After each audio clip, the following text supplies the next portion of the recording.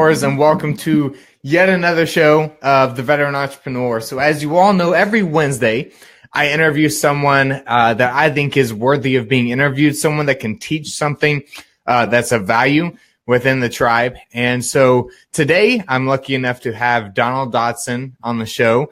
I've known Donald for quite a few months now. He came into the Warrior Council. Actually, someone paid for his first month of the Warrior Council for him to try it out.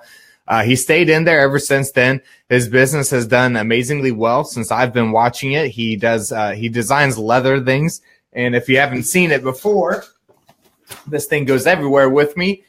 This is one of his, this is his work right here. It's a leather bag, custom handmade leather bag. It's absolutely amazing. Best bag I've ever owned in my life. This is the guy that does it. So if you've watched the show for a while, you saw in the first, I think just a couple episodes ago that I highlighted Dodson's designs, Dodson designs. So Donald, thank you for coming on the show, my man. Hey, no problem. There we go. Got you a little higher. So now everybody's looking at the top of my head. Perfect. So Donald, today we're going to talk about passion, right? And this is something that you speak on the majority of the time. Like every time I've heard you give input or advice, whether in the Warrior Council or the courses that we do, you've always discussed passion. Why do you think that most people don't focus on passion first and go towards a different direction, like just money? You mean why do they do that? Yeah. It's easier because you don't have to look inward and figure out what gives you a real good why. Too often our whys are focused on roles that we play.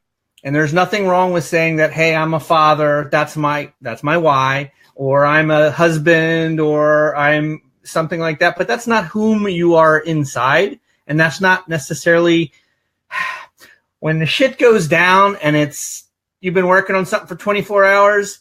I'm sorry, sometimes your kids aren't going to make you happy and help you pull through, but knowing that you're doing something, that you own it, and that it's relevant to you and you can see where it's going is sometimes more powerful.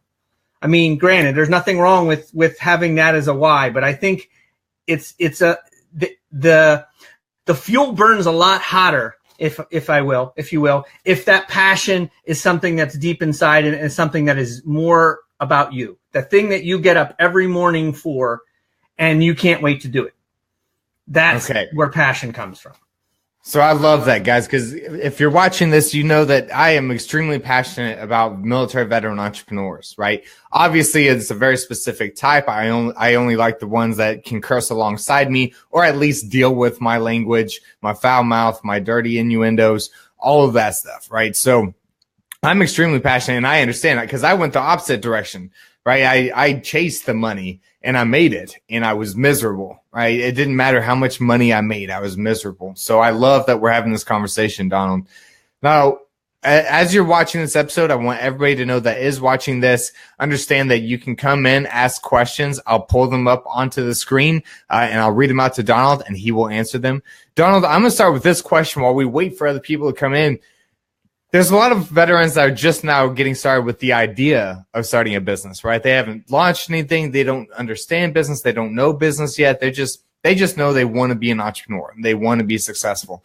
So when they're trying to decide what industry or audience or product or service that they're going to launch, what is a couple of action steps they can take where they can align it with their passion instead of just focusing on money? Right. So yeah, and that's a big point there because too often people chase the money and that just doesn't always work out good. Money's a good tool. Let's leave it at that. I think you have to kind of think about the things that you like to do, what your strengths are, and not just your strengths, but the things the strengths you like to use. Because it's one thing to say, I'm a good athlete or I like sports, but those don't necessarily, you can't leverage them into something that's actionable in terms of a business or in terms of something that day in, day out, you are going to be totally soaked into. I mean, that's the thing. If you're passionate about what you do, you live it. Okay. So, I remember when you did the passive income course, you had people find that thing that you care a lot about to sort of as your starting point for a business. And I was talking to one guy, and his thing is, his deal is he loves to camp, he loves to be outdoors, but he has kids, and that's like a problem. So his kind of thing was like, we're going to do a thing where we're going to say it's not over, that you can still do those things, and his group is focusing on that. And I love that because he's taking the things he cares about, the things that he can stand to deal with day in and day out, and then making that the direction he's going. Now, he's still kind of, figuring things out. But as I was talking to him, I'm like, that's how you do it. Okay. Too often we focus on a tangible good, a lifestyle, or something that's just a little too murky to really connect and wrap your head around. When I taught, I would have students who say, I want to become an attorney or a lawyer because I'll make mad money. And shit, I like to argue a lot. But they hated to read. And it's like, that's not going to work. Those pieces have to kind of come together. Just like with finding that work-life balance, you need to make that triad or that quadrant all connect in terms of what it is that you want to do.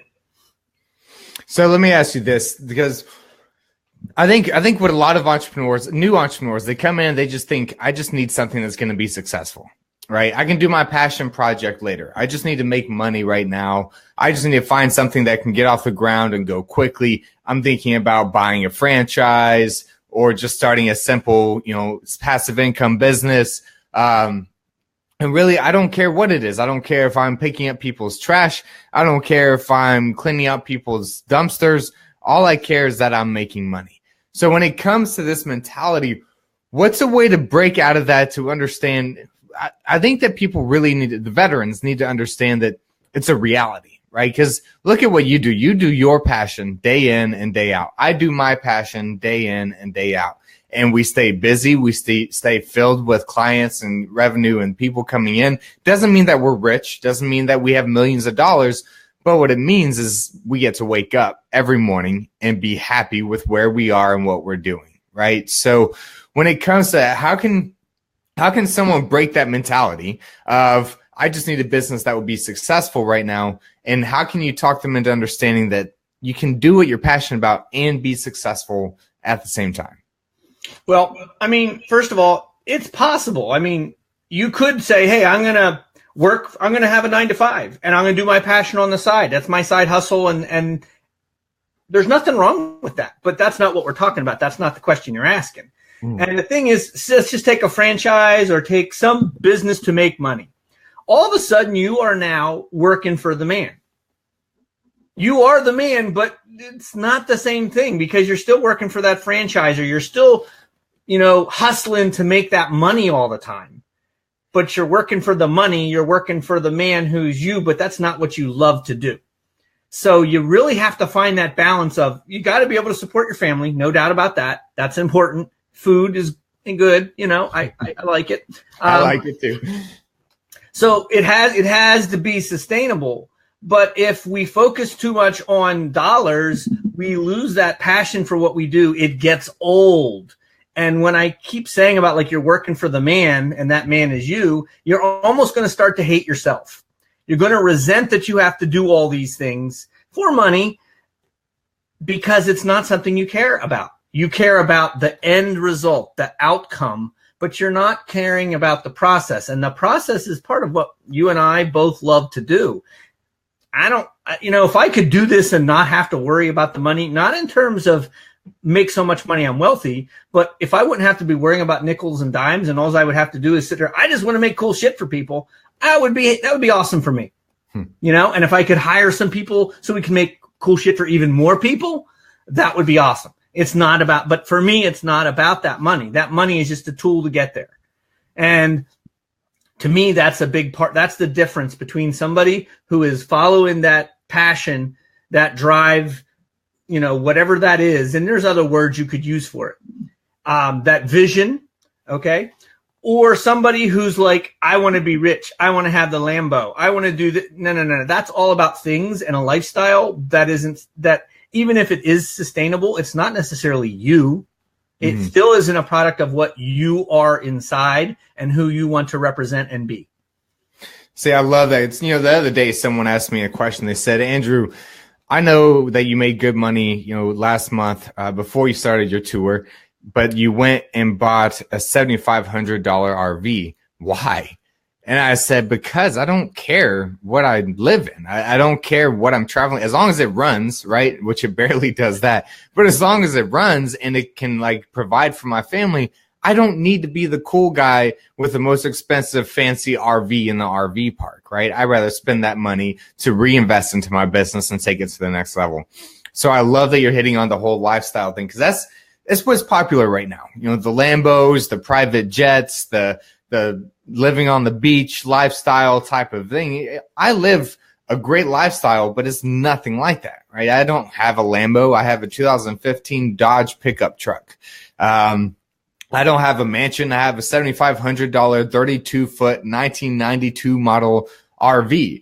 And it's all because I get to live a lifestyle, but it's a different type of lifestyle. And that's what you're saying here is it's got to be up to what's right for them, right? What's important for them. And while I can tell you, I used to think money was what was important to me. I thought if I had enough money, I'd be happy. I kept making more and more and more, made over $1 million in 1 year. And was miserable. I was just fucking miserable. So I learned that that's not, money is, I love the way you say it. Money is a tool to get you to where you need to be, but it is not the end result. It is not what you're really chasing for the majority of us. Right. So Donald, real quick, 3 action steps that someone can take when they're passionate about or to find out how to go from passionate to thriving business. Just 3 action steps that you can come up with. Research. You really got to work that market, that whatever it is. I don't care if you play World of War fucking craft. All right. If you want to make that your living somehow, and I don't know how at the moment, give me a while, I can figure it out, but you need to research all the different angles of that and think about that, because your goal is going to be to monetize it in some fashion. All right. Maybe you're going to make a group and it'll be a mastermind for that game. Okay. So that's a big part of it, is you have to research it. Preparedness. Be prepared for life to suck. If you're going to dig deep, life is going to be shitty at times. You're going to be working really hard for hardly anything, at least at some point. Okay. But in the end, you can look back you can look in the mirror and say, yeah, but I was doing it all for me, or doing it all for the thing I care about. Okay. And then adapt. You really need, too often I hear people bitch and complain a lot of times in tribes and tons of different groups, because I'm in a couple different groups, and they're like, but how's cryptocurrency going to apply to me? Well, I don't know a whole lot about it, but I know that blockchain shit is probably something that somebody could use. And this is me totally not knowing shit. Okay. But it's something you could probably adapt to what you do. Okay. So let's take something. Earlier, we talk about when we're doing groups. Why do we do groups? Well, that's about creating an audience, a ready-made group of people that want your stuff or want your services. So you got to take what people present as a strategy, and you need to put it through the filter of what it is you do. Mm-hmm. Okay? As creatives, we're always having to do this anyway. Okay. And as somebody who is always using things for what they're not intended to, especially in the steampunk world, it's all about modifying stuff. All right. Is you need to adapt it. If you think about it, HTML was never intended to do what we're fucking doing right now. Okay. It was meant to put term papers up, boring ass term papers with a couple little pictures. And now we have this whole world, a whole marketplace, a whole society built around a pixel. And that was somebody adapting something and turning it into something that it was never intended to be. So you need to think, how can you do that for your business? Because if you do that, then you can take stuff and exploit markets that nobody ever thought of. Perfect. So guys, do you have questions right now? Right now is the time. We got about 4 more minutes left before we jump off. So if you have questions, let me know. Shauna says, I have more kitchen tools in my studio than in my kitchen. Shauna says, or Sherry says, right, not killing yourself for someone else. So, I think we've all been here. And what you're talking about right now, I think the most important thing of what you said is preparing for life to fucking suck, because it's going to. I can't tell you how many times I've hustled just to pay a bill before my electricity got turned off. Hustled just to pay that car payment that's 3 months behind in the threatening repossession, right? Like, I had to figure out what bills am I going to pay this month and which ones can I extend on without them cutting off my, livelihood, which is like electricity or heat or, whatever. So I think that's extremely important to understand is when you chase passion, you have to understand that life is going to fucking suck sometimes, like bad, to the point to where it's going to put a strain on your relationship. It's going to put a strain on your marriage, your family, your livelihood, your finances. Like, you really have to do everything. Now, Don, let me ask you this. Do you believe that if someone is chasing something to trade chips on the table and hoping for a win, or you think that they should do it more strategically? What is your viewpoint on entrepreneurship? Do you think it's someone that goes out, risk it all, knowing the chances of losing, or is it someone that does it slowly? Let's put this into perspective. We're fucking vets. We're risk takers to begin with, and then we're going into the entrepreneurial world, which is risk taking. Okay, and we have a vision that a lot of people probably don't see. So we're already going to catch shit for it. Fuck them. Okay. Because in the end, really, you've got to just do it, okay? Because too often we're just kind of like, we got to take action. But the other thing we learned in the military is that you got to plan, okay? So while I say you want to take that risk, you don't be a dumbass about it either. Think about have your ducks in a row. If you've got a 9-to-5 right now, save up some money, buy all the tools and cool shit you need that you're not going to be able to afford when you go solo, because you won't. Okay. So there's nothing wrong with planning. We learned that in the military too. So you just got to couple that. You got to be practical about it, folks. You just can't just sit there and say, oh, I'm just going to go and do it. Unless you've got like nothing, if you're some single dude living in your parents' basement, well, fuck, why not? But if you've got a family, you still have to realize that. That's being smart and practical too, okay? Because passion does come off a little touchy-feely. Oh, I love to do this. You still got to be hard-ass practical about it and be prepared, because we know that shit, That's what separates us from a lot of people. I agree. I definitely agree with that. You got to risk. You got to eventually make that jump, but work towards that jump. Don't just jump. When I started as an entrepreneur, I was 24, single. So I just jumped without no worries about the risk, because it was just me. Now, as a father of 3 kids, it wouldn't be that simple, right? Yeah. Because I've got people to take care of. So Stephen asked the question. He said, Donald, how much did your business grow in percentage since August, when we realized we knew each other in the tribe? I feel like it's exploded. Wow. 300%. Now, 300% of $100 is not a lot of money. No, I'm just kidding. After I got past the move, man, Christmas, it exploded. November was really where it took off, but when I really started to focus on things that were happening almost exclusively in the tribe, the information that's out there, the connections that I made, and granted, not many of the people that I connected with, that I did relationship marketing with, actually bought from me. It was other people who did. Mm-hmm. Okay. And I've never really tried to just like say, hey, buy my shit. So it's really just about leveraging all the stuff I learned about marketing and things like that. So, in cases of somebody like Steven, somebody who's saying, you need to invest in yourself. You need to know that you can do it. So sometimes that positive attitude, I think they call that the wealth mindset, or the opposite of scarce mindset. I don't know all this stuff, but if you just think that you got it, if you invest in yourselves, like I ended up doing with the Warrior Council, shit happens. So I love that. So Donald, I've watched his business grow just like Steven has.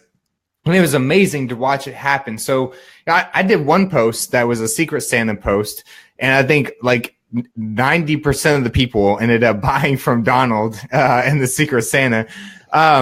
But after that, I just saw more and more people buying. And, my wife surprised me with that bag from Donald for my Christmas present. I didn't even know I was going to get it. And I got it Christmas morning.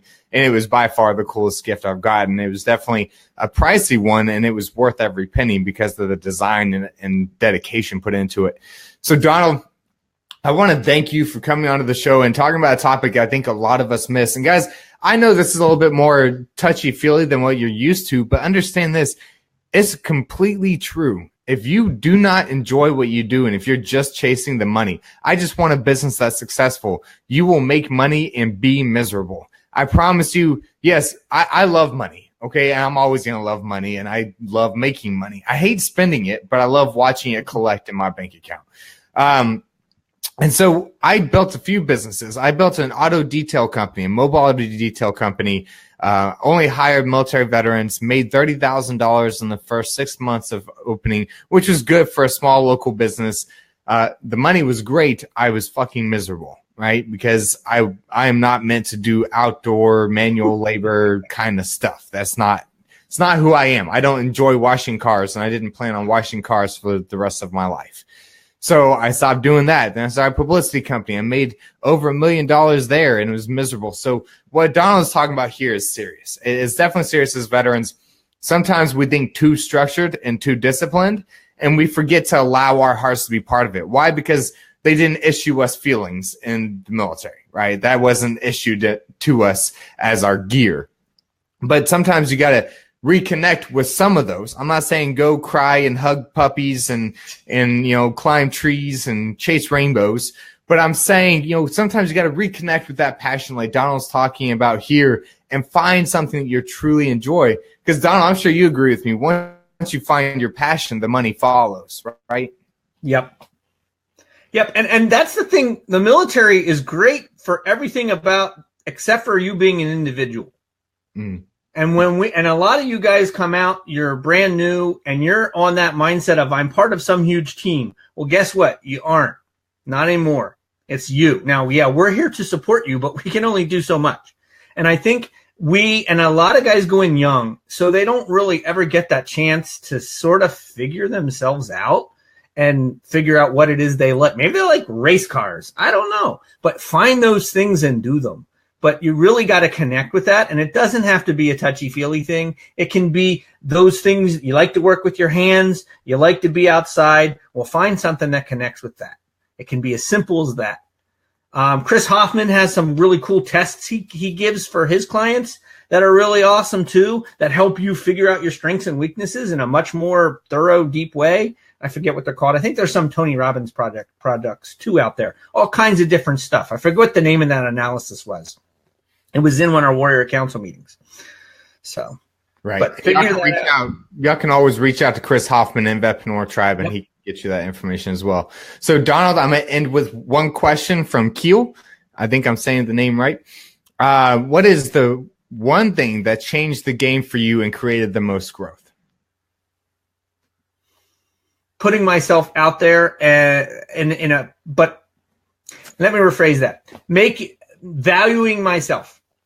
You have to realize that you are worth it, whatever that is, okay? Whether it's, I'm not going to charge you too little for something. I'm going to charge you what I should be charging you, but maybe even a little bit more. I think Steven always says, whatever the price that your competition is, do 20% more. You need to realize that what you do is valuable, okay? So when it comes to pricing things, but not only that, it comes to just investing in yourself. So spend money on yourself, business wise or whatever. You need to realize that you're worth it. Whatever your price you're charging is worth it. Because if you feel that way, then it's going to just come off you in waves. Because if I'm really positive and I really put myself as my product is worth it, the work I put into it is worth it, then, and I mean it, I feel it, then they're going to buy that. Okay. Not that I'm selling them something per se, but you got to mean it. You've got to feel it, because if you don't, they're going to see through that, and you're just not going to be as effective, and you're going to be defeating yourself all the time. It's not that it's never a struggle. I still struggle with those things, but you just have to really have that positive, I'm worth it mindset. I love that. So Donald's answer to that is value yourself. Charge more than what you feel like you are worth.